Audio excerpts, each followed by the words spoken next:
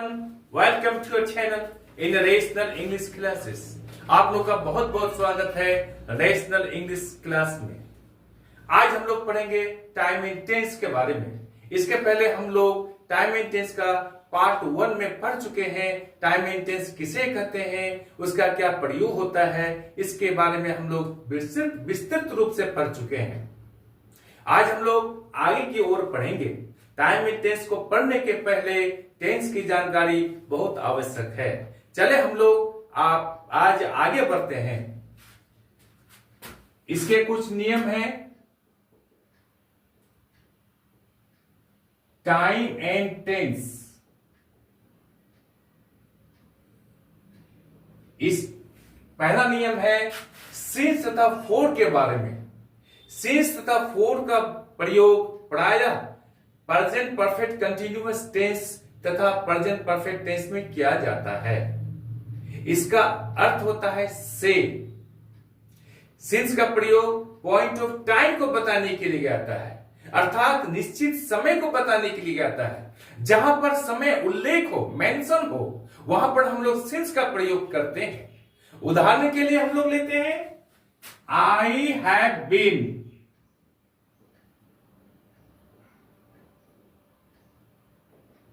Playing since 2 o'clock.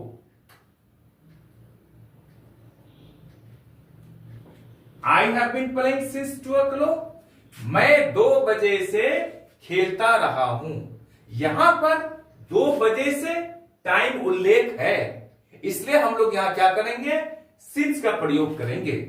उसी तरह से मंगलवार से, अप्रैल महीना से, 2015 से, यहां पर समय उल्लेख है, मेंशन है, तो वहां हम लोग सिंस का प्रयोग करेंगे।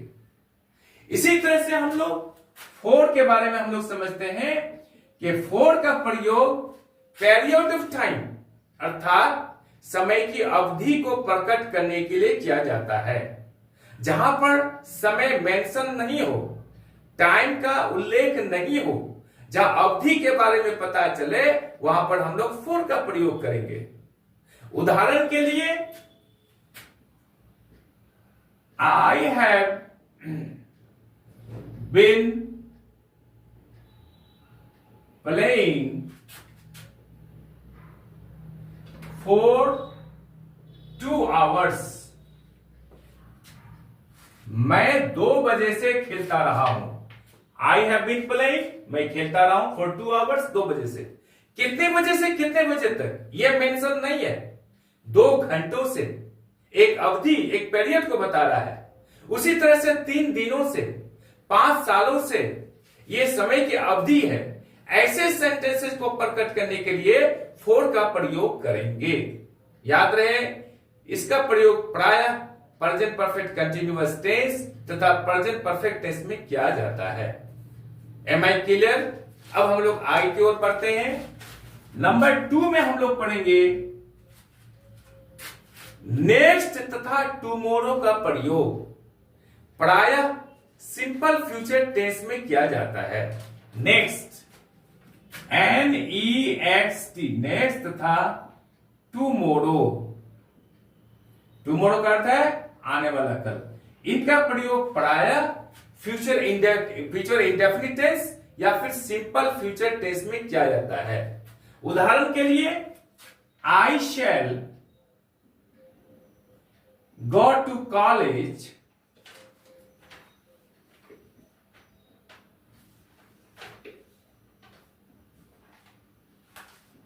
Next Monday. दूसरा उदाहरण लेते हैं हम लोग, I shall go to market tomorrow. मैं कल बाजार जाऊंगा। जहां पर भी नेक्स्ट तथा टुमारो का प्रयोग हो, वैसे सेंटेंसेस को हम लोग सिंपल फ्यूचर टेंस में या फ्यूचर इंडेफिनिट टेंस में लिखेंगे। That's all. अब हम लोग आगे बढ़ते हैं। नंबर 3 में हम लोग पढ़ेंगे क्या, यदि किसी सेंटेंसेस में यदि किसी सेंटेंस में of, on, in, after, before, by, for, about इत्यादि का प्रयोग हो तथा इन प्रीपोजिशंस के बाद कोई वर्ब आए तो इस वर्ब के साथ आईएनजी का प्रयोग किया जाता है। याद रहे, यदि किसी सेंटेंस में of, on, in, after, before, by, for, about इत्यादि प्रीपोजिशंस का प्रयोग हो और इन प्रीपोजिशंस के बाद कोई वर्ब आए तो इस वर्ब के साथ आईएनजी का प्रयोग किया जाता है। आईएनजी का प्रयोग किया जाता है। उदाहरण लेते हैं हम लोग, जैसे हम लोग लेते हैं थिंक वेल, अच्छी तरह से सोच लीजिए। बिफोर या स्पीक हम लोग देते हैं बोलना। तो नियम कह रहा है क्या, बिफोर के बाद कोई वर्ब आए तो उसके साथ आईएनजी का प्रयोग होगा। थिंक वेल बिफोर स्पीकिंग, बोलने के पहले अच्छी तरह से सोच लीजिए। दूसरा एग्जांपल लेते हैं हम लोग, what is the use of making a noise.